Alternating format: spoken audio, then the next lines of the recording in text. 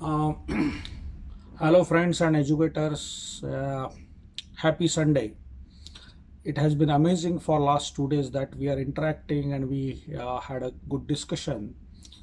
And I promised you that I will continue talking with you on, and I will be answering your questions. And it's a good way of interacting with each other.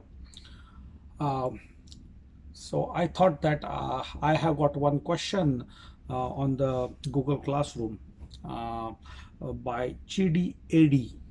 So I thought of answering that question. Maybe it will help all of us you to know more about how we can be able to deal with many things within the education framework.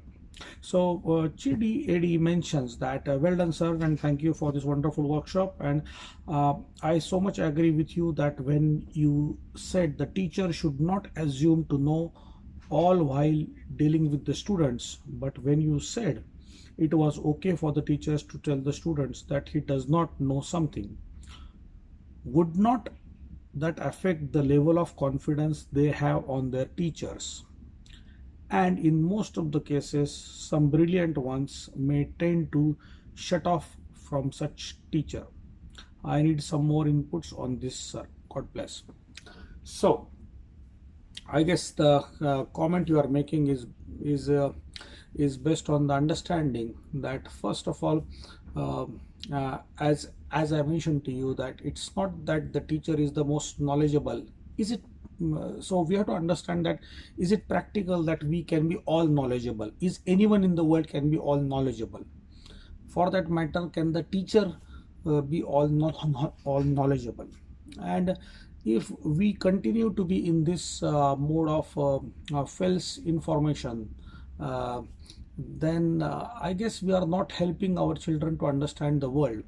And as we started with our workshop, that the education is from unknown to known, uh, so that unknown should not be a fear factor. That's the point actually, and that's where the teacher comes from. um, so the point is that if you as a teacher feels that you are not complete in information, so it is perfectly fine to accept that we don't know.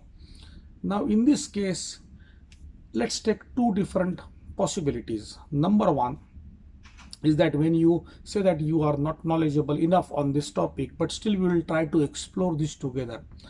And if the students say yes, okay, we will try to explore, okay, it's in positive mood and we can take forward. Let's take a totally negative approach on this part. On the other side, that let's say if some of the students say that no, the teacher is not good enough, and actually we have lost the confidence on him or her, don't you think that it's worth of it then? Just by not knowing anything, can you be able to make sure that you can be able to impress students by just creating an impression that yes, I know everything? If you can do that, I guess it's a great acting, but it's not a great teaching, or it's not a great learning even. So instead of creating a face that I know everything and please ask me any question and I will answer you, and then just shutting their mouth off uh, uh, by saying that okay, don't ask the question, or trying to avoid the questions. By trying to avoid the questions, we are taking the many possibilities of creative ways of thinking from the students. And as I said to that, the our job as a teacher, and this should be known to the students, that my job as a teacher is not to give you the information that you can find it from anywhere in the world. And we have very famous saying back at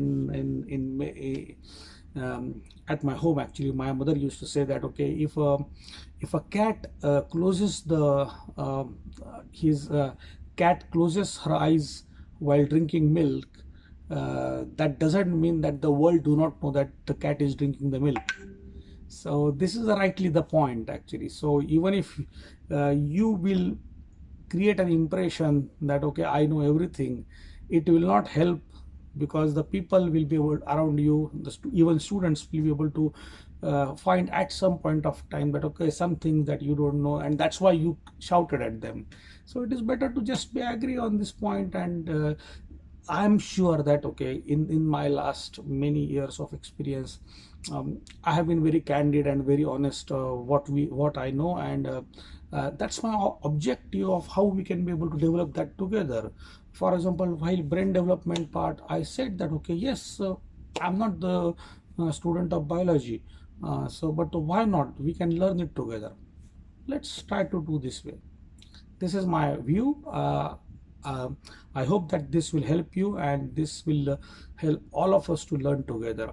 I will keep on answering your questions, and it will be better that you can also give the new ideas on the phenomenon based learning and the creative ways of learning to the group. The comments which are posted on the group are amazing.